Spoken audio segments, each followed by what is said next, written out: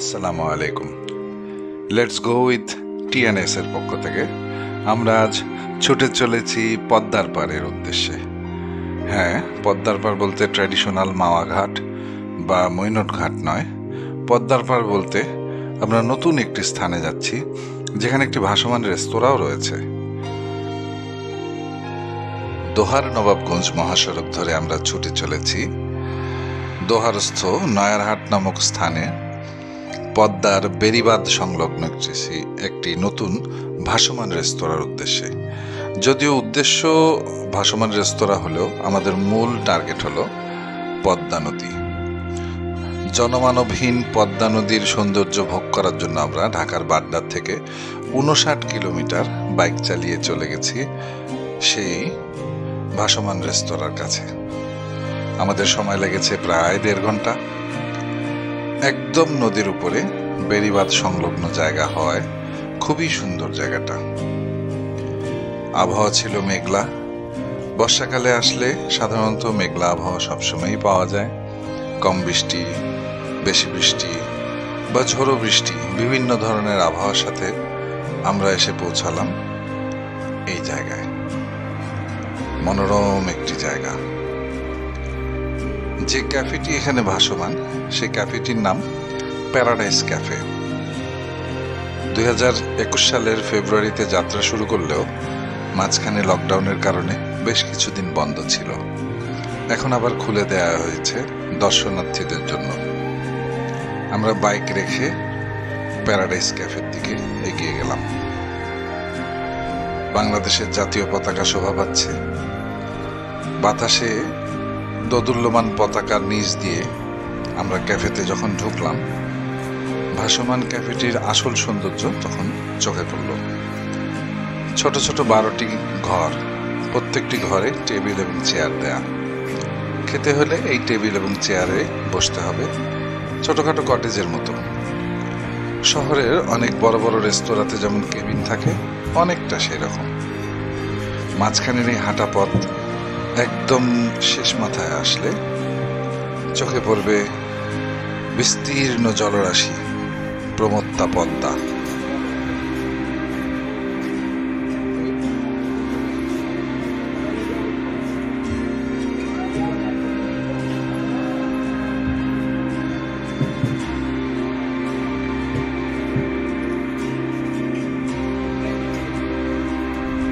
মোটামুটি নতুন স্পট হওয়ায় এখানে এখনো লোকজন কম। কোভিডের এই মহামারীর সময় যতটুকু স্বাস্থ্য সচেতনতা নিয়ে চলাফেরা করা যায়, সেই অনুযায়ী আমি বলবো এটা একটি ভালো একটি বেড়ানোর জায়গা। লোকজন কম, সুন্দরভাবে আসতে পারবেন, বেড়াতে পারবেন। পরিবেশ, প্রকৃতি সবকিছুই আপনাকে তুষ্ট করবে, পরিতৃপ্ত করবে।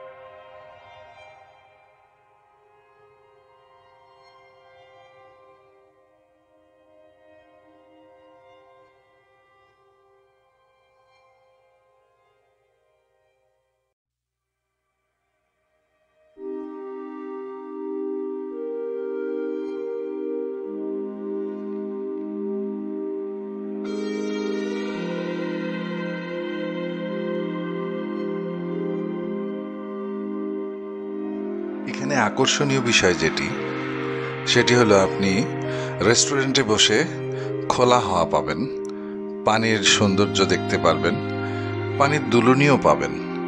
প্রমত্তা পদ্মার উত্তাল ঢেউয়ের সাথে সাথে আপনার রেস্টুরেন্টটিও দুলবে। খুবই সুন্দর অভিজ্ঞতা।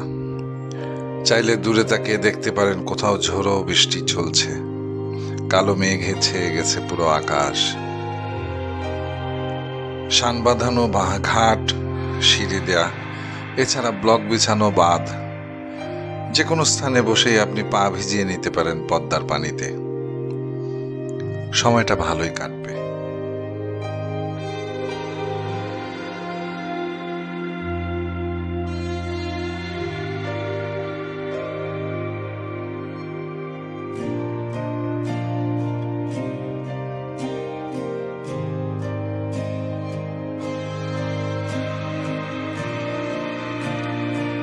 ঢাকা শহরে যারা আমরা থাকি, শহরের কোলাহল থেকে একটু মুক্ত হওয়ার জন্য, সত্যিকারের একটি নদীতে একটু সময় কাটানোর জন্য, নদীর মৃদুমন্দ বাতাসে শরীর জুড়ানোর জন্য এখানে আসতেই পারি।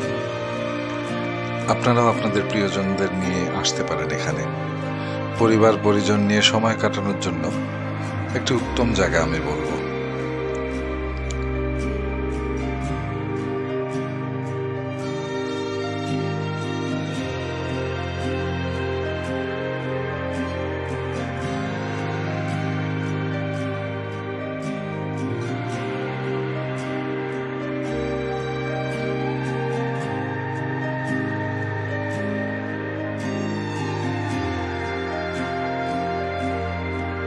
এবার আসি খাবারের প্রসঙ্গে।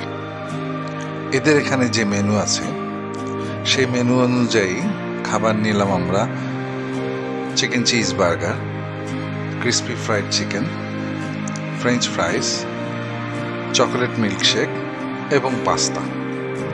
এর মধ্যে পাস্তা এবং বার্গার দুটোই জঘন্য বানিয়েছে তারা।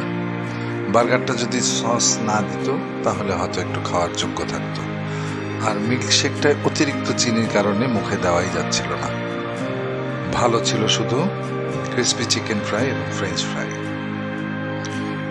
সুপরিসর পার্কিং রাখা, কিন্তু শুধুমাত্র বাইকের জন্য। গাড়ি নিয়ে আসলে বাঁধ শুরুর বেশ খানিকটা আগে ঘাটেই রেখে আসতে হবে গাড়ি। তবে বাইক নিয়ে আসলে আনুমানিক 30-40টা বাইক রাখার মতো পার্কিং স্পেস তারা রেখে দিয়েছে। আসবেন নিশ্চয়ই। রেস্টুরেন্টের টানে না, পদ্মার টানে অবশ্যই।